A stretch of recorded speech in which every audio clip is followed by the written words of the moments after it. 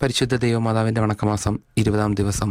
ദൈവമാതാവെ, അങ്ങേ ദിവ്യകുമാരൻ 12-ാമത്തെ വയസ്സിൽ ദേവാലയത്തിൽ വെച്ച് കാണാതെ പോയപ്പോൾ അവിടുന്ന് അപാരമായ ദുഃഖം അനുഭവിച്ചുവല്ലോ.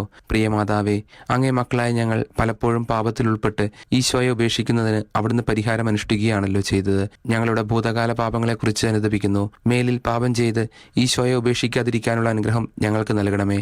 മാതാവേ, അങ്ങേക്കും ദിവ്യസുതനും പ്രീതിജനകമായ ജീവിതം ഭാവിയിൽ ഞങ്ങൾ നയിക്കുന്നതാണ്. എത്രയും ദയുള്ള മാതാവേ, നിന്റെ സങ്കേതത്തിൽ ഓടിവന്ന് നിന്റെ ഉപകാര സഹായം അപേക്ഷിച്ച് നിന്റെ അപേക്ഷയുടെ സഹായത്തെ ഇരുന്നവരിൽ ഒരുവനെയെങ്കിലും നിന്നാൽ കൈവിടപ്പെട്ടു എന്ന് ലോകത്തിൽ കേൾക്കപ്പെട്ടിട്ടില്ല എന്ന് നീ നനച്ചുകൊള്ളണമേ. കന്യാവ്രതക്കാരുടെ രാജ്ഞിയായ കന്യകയെ, ദയുള്ള മാതാവേ, ഈ വണ്ണമുള്ള ശരണത്താൽ ഉറച്ച് നിന്റെ തൃപ്പാദത്തിങ്കിൽ ഞാൻ അണഞ്ഞു വരുന്നു. നെടുവീർപ്പെട്ട് കണ്ണുനീർ ചിന്തി പാപിയായി ഞാൻ നിന്റെ ദയയുടെ ആഴത്തെ കാത്തുകൊണ്ട് നിന്റെ തിരുമുൻപിൽ നിൽക്കുന്നു. അവതരിച്ച വചനത്തിൻ മാതാവേ, എന്റെ അമ്മേ, എന്റെ അപേക്ഷയെ ഉപേക്ഷിക്കാതെ ദയാപൂർവം കേട്ടരുളണമേ. ആമേനീശോ. ജന്മപാപമില്ലാതെ ഉത്ഭവിച്ച ശുദ്ധമറിയമേ, പാപികളുടെ സങ്കേതമേ, ഇതാ നിന്റെ സങ്കേതത്തിൽ ഞങ്ങൾ തേടി വന്നിരിക്കുന്നു. ഞങ്ങളുടെ മേൽ അലിവായിരുന്ന് ഞങ്ങൾക്ക് വേണ്ടി നിന്റെ തിരുക്കുമാരനോട് പ്രാർത്ഥിച്ചു കൊള്ളണമേ.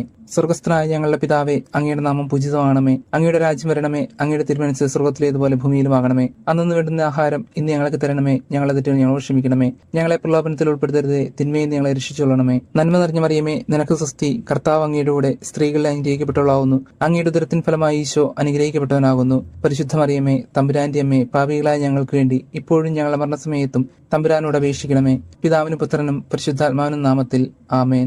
സുഹൃത ജപം. എൻ്റെ അമ്മേ, എൻ്റെ ആശ്രയമേ, എൻ്റെ അമ്മേ, എൻ്റെ ആശ്രയമേ, എൻ്റെ അമ്മേ, എൻ്റെ ആശ്രയമേ.